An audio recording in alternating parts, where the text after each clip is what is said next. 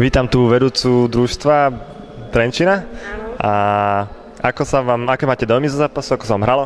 Tak hralo sa veľmi výborne, dievčatá vychádzali z obrany, kde to bolo vidieť, že sú predsa lepšie a proste hrali srdcom, hrali dobre a není o čom, je to vidieť na výsledku. Áno, ten výsledok bol jednoznačne rozdielný. A aké mali plusy superky?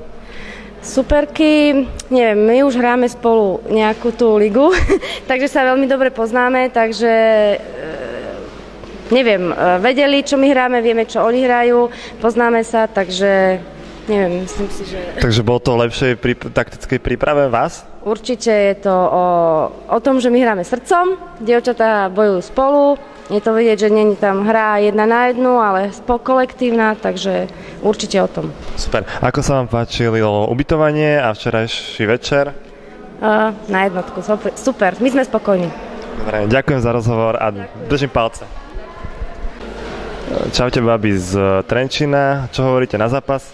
No, že bol super. No, boli sme lepšie a bol výborný. V čom ste vynikali, v akých typoch hernej hry? Tak hlavne v obrane. Ale aj v útoku tie klamavé nám išli dobre a hrali sme dobre. No. V čom si myslíte, že bola vaša slabina? Ak nejaká bola teda? Neviem. No, neviem. Tak to znamená, že žiadna slabina nebola? Dobre, ako sa vám páčilo ubytovanie? No, je to úplne super. Všetko. Pekné, dobre sa spíja. Čo poviete na výkon superiek? No, tak boli sme lepší. Ja neviem.